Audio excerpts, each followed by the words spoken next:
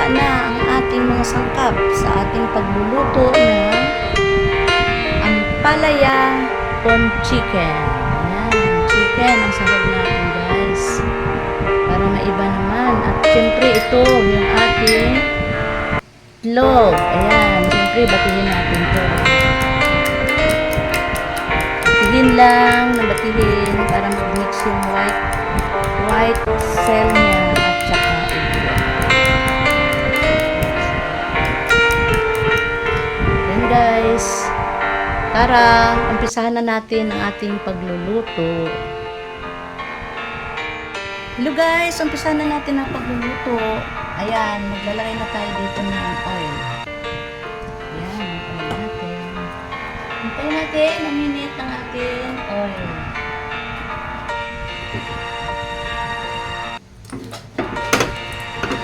Mainit na, ilagay na natin ang ating bawang.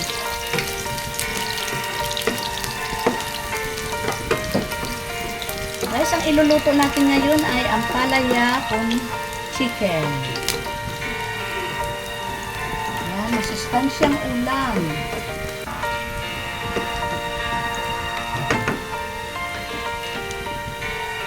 Hintayin natin, medyo mag-brown ang ating bawang para mabango ang ating luto. Pwede na yan. Tabi na natin siya. Ayan, sunod natin ang ating sibuyas. Guys, sunod natin ang ating sibuyas. Ayaw pa.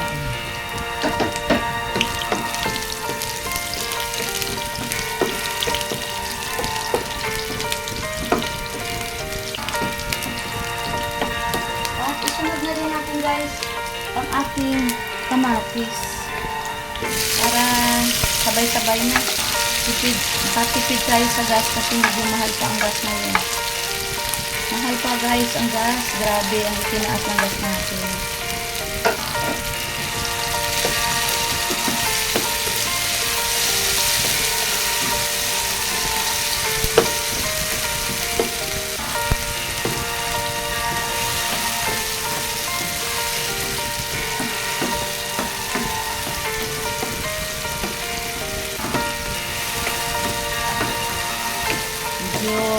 Durugin natin ang kamatis kasi masarap pag ang kamatis ay nadudurog.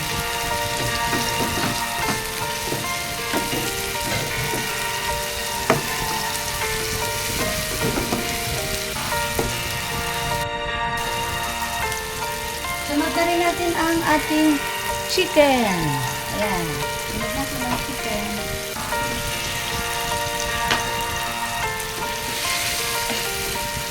Haluin lang.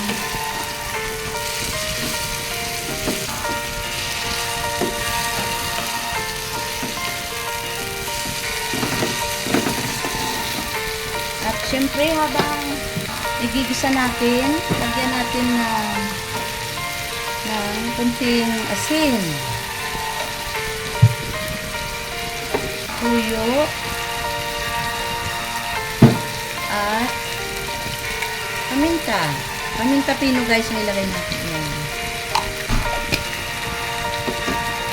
Haluin lang.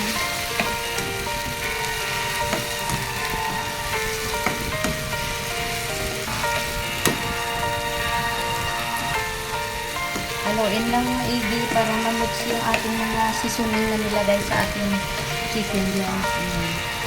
Kaya naman natin guys na mag-isa-gisa dyan.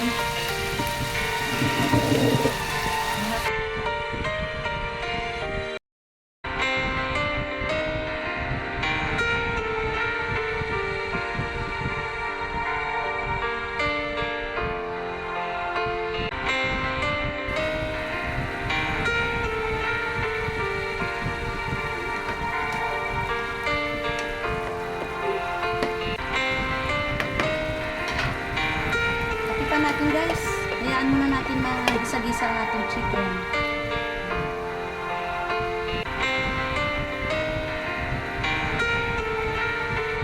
Check natin. Haluin. Ayan guys, gisa-gisa na natin ang ating sahog. na chicken. Pwede na natin guys ilagay ang ating ito ang palaya. Ang palaya con carne, ay, ang palaya con chicken. Ang ating luto ngayon guys. Dahil pa. Kasi medyo marami. Hindi kasi doon sa ating lagayan. Kaya nilagay ko sa dito guys sa kasirola. Ayan, dagdag natin.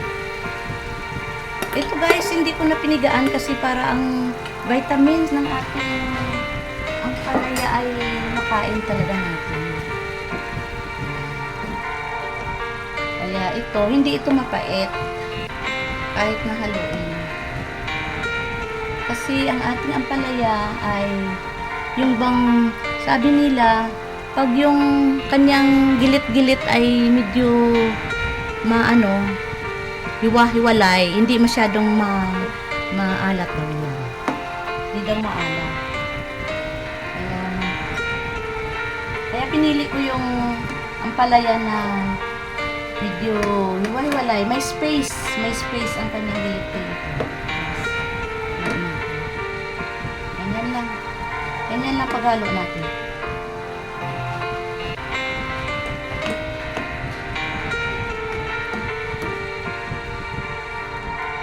Imbis na karne ng baboy ang nilagay ko, chicken na lang guys, kasi mayroon naman ako stock dito na chicken para makatipid, hindi na tayo bibili pa. Ayun. Kung ano mayroon tayo dito sa ref, yun na lang muna ang ating isahog. Ito, takpan natin at hintayin natin na maluto ang ating ampalaya.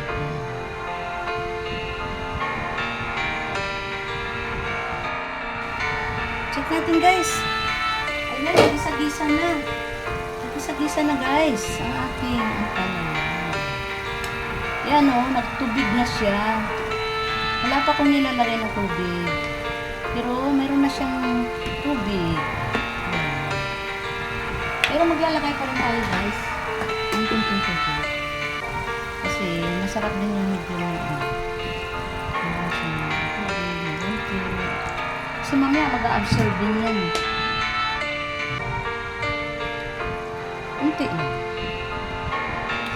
Ayan ang ating sahog. Okay guys, sasahog na.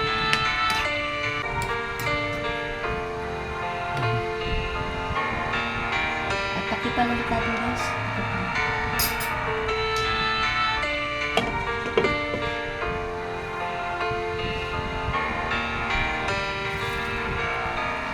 Yan, hintayin natin na maluto ang ating gulay.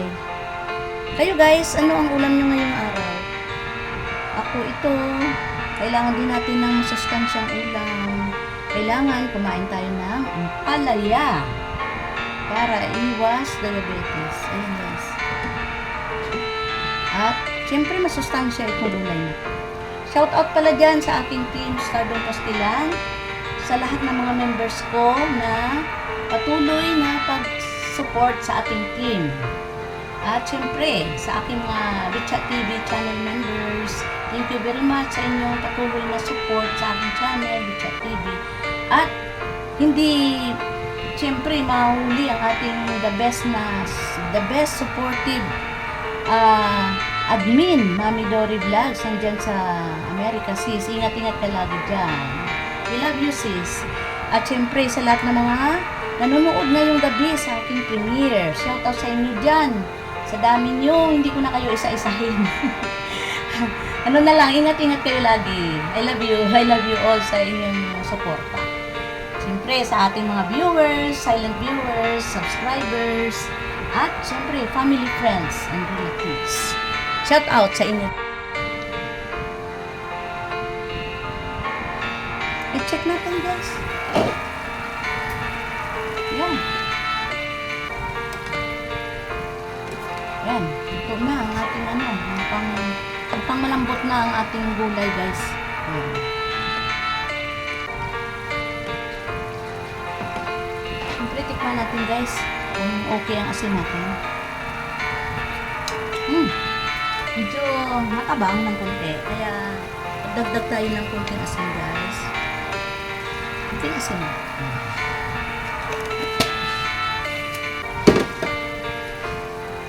At ilagay na natin ang ating binuting itlog.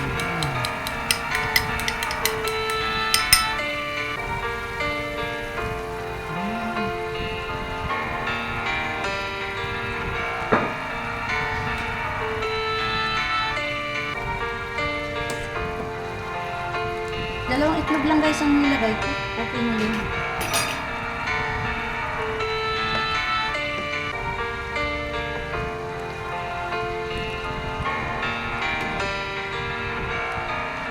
Pwede na haluin basta luto na yung ampalaya. Hindi na yan papait. Yan guys. Masarap ng ulam natin ngayong araw. Ampalaya con chicken. Ang ating sahog ay chicken. Ayan. Tikman ulit natin. Yummy! Perfect guys! Ang sarap talaga. Ang sustansya ang ulam natin ngayon. Ito, pakakita ko sa inyo. Ayan. Okay. Watching Metro TV. Bye. God bless. See you in the next one. Titanic Concord.